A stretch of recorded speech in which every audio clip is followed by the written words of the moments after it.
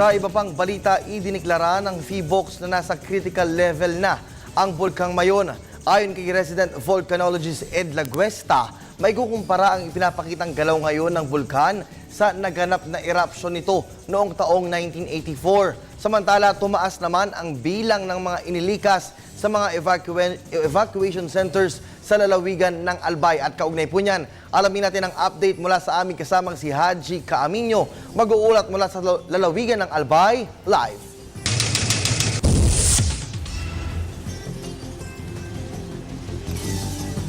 Magandang hapon sa iyo, Kirby. Tama ka nga riyan at idineklara na nga ng Philippine Institute of Volcanology and Seismology of PHIVOLCS dito sa Region 5 na nasa critical level na nga ang Bulkang Mayon. Pero linawin lamang natin na nananatili pa rin sa Alert Level 3 ang bulkan. At samantala, kung makikita nyo po dito sa aking likuran, ito pong kuhan ng Bulkang Mayon na natatakpan lamang ng makapal na ulap. Pero nagmumukha lamang po siyang kalmado. Pero ayon sa paliwanag ng PHIVOLCS, the more na nananahimik ang Mayon, the more na mas delikado. Sa katunayan, Kirby, inihalin tulad ni resident volcanologist Ed Laguerta ang behavior ngayon ng Mayon noong pagputok nito Setyembre taong 1984 kung saan nagkaroon muna ng 2 weeks na lull period ang bulkan bago pumutok at maglabas ng volcanic materials. Kapag sinabi nating volcanian eruption, Kirby, naglalabas ito ng pyroclastic at lava flows.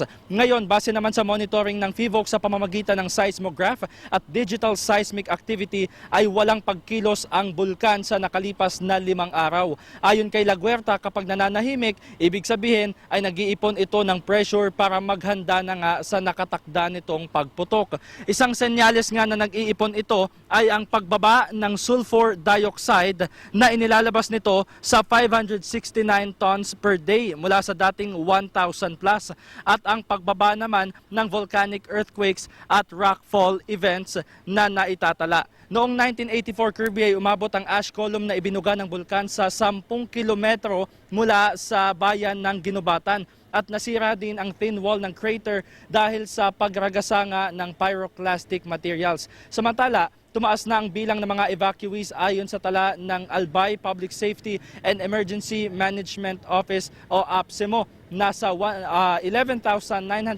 families na nga ang inilikas at patuloy namang tinutugunan ang kakulangan sa water and sanitation facilities, pati na rin ang pagdadagdag ng mga water purifier upang masigurong ligtas inumin ang kanilang mga tubig. Isa lamang itong Cagsawa Ruins sa Kirby sa maaring puntahan ng mga turistang dumarayo dito sa Albay. Dahil gaya nga ng nabanggit ko sa iyo kahapon ay patuloy pa din sa pagdagsa yung mga turista dito sa Albay para masaksihan itong ang Bulkang Mayon, pati na rin ang pag-aalboroto nito. At kaugnay niyan ay naglabas nga ng isang tourism advisory ang lalawigan ng Albay at yan ay atas ni Governor Joey Salceda. At ilan lamang itong isa lamang itong Cagsawa Ruins sa maaring puntahan ng mga turista. Kabilang din sa mga maaring nilang puntahan ay ang Linion Hill at ang Daraga Church. At patuloy nga sa pagdadagsa dito sa Cagsawa Ruins ang mga turista at patuloy na nagpapapicture